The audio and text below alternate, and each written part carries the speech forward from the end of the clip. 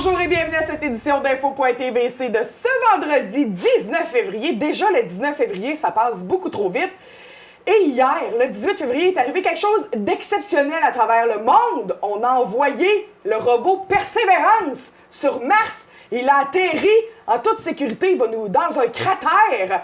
Et là, il y a une Québécoise. Zoé, savais-tu ça? Je t'apprends-tu quelque chose, la journaliste? Il y a une Québécoise qui fait partie de l'équipe à NASA, qui a fait atterrir puis qui conduit l'espèce de Persévérance sur Mars. C'est exceptionnel. C'est malade! Oui, c'est malade. C'est un grand moment pour l'humanité, là. Vraiment. C'est de valeur qu'il n'y ait pas de petit robot qui a dit grand pas, petit pas pour l'homme, mais grand pas pour l'humanité en débarquant, ça aurait été fou. Comme, en tout cas, excusez, moi, je suis passionnée de l'astronomie. En tout cas, bonjour, Zoé! Bonjour! On va commencer tout de suite avec les cas de COVID-19, l'état de situation. Oui, l'état de la situation. En ce 19 février 2021, aujourd'hui, on a 1525 cas dans le Bas-Saint-Laurent, selon le CIS du Bas-Saint-Laurent. 7 nouveaux cas aujourd'hui. On est rendu à 1525, oui. 7 nouveaux cas aujourd'hui. Oui. Puis, on est toujours à 50 cas dans la Matapédia depuis le début de la pandémie, donc 0 nouveaux cas aujourd'hui. 3 hospitalisations sont présentement en cours. Puis, 882 tests tests de dépistage ont été réalisés hier, soit le 18 février 2021. Les 7 cas, les 5 à Rimouski et 2 à Témiscouata. Dans le Témiscouata, oui. Dans le Témiscouata. Comme qu'on parlait à l'école primaire à Rimouski, oui, ça doit avoir un lien. Il y a deux éclosions, deux classes qui sont en confinement présentement dans une école primaire de Rimouski. Il y a eu des cas confirmés dans une école. Par la suite, c'est le début de la vaccination dans les résidences de personnes âgées dès aujourd'hui, ce vendredi. Là. Oui, privé, hein? Le privé, oui. Les CHSLD, c'est fait. C'est fait, oui, c'est vrai. C'est le 3e groupe prioritaire établi par Québec, les résidences de personnes âgées privées. 4250 doses seront données dans les résidences. Et Château-Bellevue, il semblerait que ça commencerait dans les prochains jours, là, notre Château-Bellevue à Amqui. Super, ça! Très bonne nouvelle. Rappel concernant l'interdiction des rassemblements intérieurs du 6 Bas-Saint-Laurent, là, ça va trop bien notre affaire, hein? On a moins peur, on se relâche un peu, là. Oui, parce que ça va très bien. Oui. Mais le directeur du CIS du Bas-Saint-Laurent constate une recrudescence soutenue de cas de COVID-19 depuis une semaine. Celle-ci témoigne d'une transmission communautaire au sein de la population. C'est pourquoi il est important de rappeler que les rassemblements intérieurs demeurent interdits partout au Québec. À la lumière des informations recueillies récemment lors de leur enquête épidémiologique, ils ont constaté que des personnes de bulles familiales différentes font fi des règles sanitaires et tiennent des rassemblements intérieurs. La direction du CIS du Bas-Saint-Laurent sollicite donc à nouveau la collaboration de tous afin de limiter le plus possible les risques de propagation du virus. Donc, même si on est en zone orange, les rassemblements intérieurs sont interdits. Interdits. Puis là, il va faire beau en fin de semaine. Là. On a le droit d'être jusqu'à 8 dehors. Fait que sortez dehors, ayez les petits joues rouges. Même présentement, il fait comme 2 degrés. C'est magnifique aujourd'hui. Oui, vendredi après-midi. Un très beau vendredi. Une bonne nouvelle, hein? Un aide de 1,2 million pour la relance des entreprises à propriété féminine. Ah, t'as dit, mais ça, c'est Ah oui, j'aime ça. Partout au Québec. C'est Marie-Ève Proulx, la ministre déléguée au développement économique régional et ministre responsable des régions de Chaudière-Appalaches, du Bas-Saint-Laurent et de la Gaspésie-Île-de-la-Madeleine. Cette aide financière est non remboursable, en plus, donc c'est vraiment bien. Vraiment intéressant. C'est versé au réseau des femmes d'affaires au Québec dans le cadre du programme d'aide à l'entrepreneuriat. 500 entreprises auront droit à cette aide, puis c'est à travers les 8 régions du Québec, dont celle du Bas-Saint-Laurent. Oui, on en a un réseau des femmes d'affaires du Bas-Saint-Laurent. Cool, bravo! 20 février, c'était la Journée mondiale pour la justice sociale. Oui, cet événement déclaré par l'Assemblée générale des Nations unies et qui se tient le 20 février de chaque année. Depuis plusieurs années, les organismes communautaires du Bas-Saint-Laurent, dans le cadre de la campagne « Engagez-vous pour le communautaire », rappellent l'importance de travailler à construire une société plus juste et plus équitable pour toutes et tous.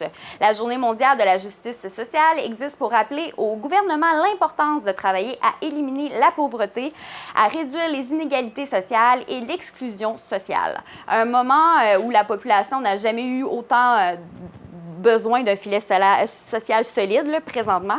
Le budget 2021 sera déterminant. Il s'agit d'une occasion unique de mettre en place des mesures pour améliorer l'état des services publics, des programmes sociaux et la capacité d'agir des organismes communautaires. Je vais rajouter que nous, la télévision communautaire, on a publié cette image-là sur notre page Facebook. Donc, je vous invite à liker. Puis, je vais faire un petit... je prends un petit peu la vedette, là. Si vous avez quelqu'un dans votre entourage qui travaille dans un organisme communautaire, en fin de semaine, prenez donc le temps, là, demain, le 20 février, prenez le temps, appelez-le, félicitez-le du travail qu'il fait. On n'a jamais assez des claques dans le dos. Puis là, on en a besoin d'une, on est tous essoufflés. Fait que je vous invite à parler à un travailleur communautaire en fin de semaine et à le féliciter. Des claques pas trop fortes. Des petits tap-tap. Ouais. Une claque dans le dos. Non, OK, bon, excusez. C'est vendredi, il fait soleil. Règlement pour les animaux domestiques à Amqui. En vigueur depuis le 3 mars. En vigueur depuis le 3 mars 2020. Okay. Pour l'ensemble du Québec, la ville d'Amqui tient à informer la population concernant la réglementation sur les chiens. On le voit à l'écran, oui. 150 à 750 si les chiens ne sont pas enregistrés, s'ils n'ont pas de médaille. Aussi, 500 à 1500 pour les chiens sans laisse de plus de 1,85 mètres, c'est interdit, etc. Vous le voyez à l'écran. Donc, vous serez avisé si vous vous promenez avec Toutou. Respectez les règles de la ville d'Amqui. Oui, si jamais vous voulez des informations concernant les chats, le site Internet est juste là en bas de l'écran. Ah, super! Une autre bonne nouvelle, moi je l'attendais avec impatience, le cinéma Figaro va réouvrir ses portes, Zoé. Oui, ça fait un petit bout qu'on en entend parler, là, le 26 février prochain. Mais ils font un spécial Semaine de relâche. Oui. 3 films seront à l'affiche. Wonder Woman, 1984. Ensuite, Sacrée sorcière. Et pour finir, Félix et le trésor de Morgaa. Présentement, on ne sait pas l'horaire, mais ça va être bientôt disponible sur la page Facebook du Cinéma Figaro.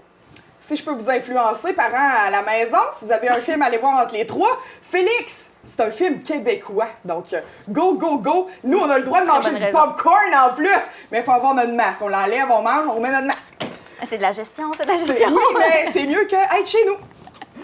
La MRC de la Matapédia lance une bande dessinée pour l'immigration. Cette bande dessinée est composée de textes et d'illustrations du BDiste matapédien Nick Michaud. Il s'agit d'un outil original pour sensibiliser la population à la diversité et aux réalités parfois semées d'embûches que traversent les personnes immigrantes. L'ouvrage fait actuellement l'objet d'une vaste campagne de distribution, d'abord auprès de différents partenaires locaux, régionaux et nationaux, dont les mandats touchent l'immigration ainsi que le recrutement, l'accueil et la rétention de nouveaux arrivants, ensuite auprès des bibliothèques publiques et scolaires de tout le Bas-Saint-Laurent. Immigréalité n'est pas le premier contenu produit par la MRC de la Matapédia afin de faire connaître la réalité immigrante. La balado-diffusion en 5 épisodes, Je migre en région, a été lancée en 2020 et est disponible via les grandes plateformes de téléchargement et d'écoute de podcasts. D'autres outils tels que des guides d'accueil et d'accompagnement des nouveaux arrivants seront par ailleurs lancés localement dans les prochaines semaines. Le projet Immigréalité a été rendu possible grâce à la participation financière du gouvernement du Québec et de la MRC de la Matapédia. Ce qui nous amène à parler de notre émission. Ben oui, parce que tout de suite après la pause, Zoé, t'as de la suite des idées comme ça se peut pas. Oui, j'ai tout pensé à ça. T'as réalisé une série d'entrevues sur des nouveaux vieux arrivants. Des gens qui ont décidé de s'intégrer vraiment d'habiter la Matapédia ici. Là. Ils ont décidé qu'ils ne sont pas originaires de la vallée de la Matapédia et ont décidé de rester ici avec nous. Ben merci Zoé. Tout de suite après la pause, vous allez voir ces beaux témoignages.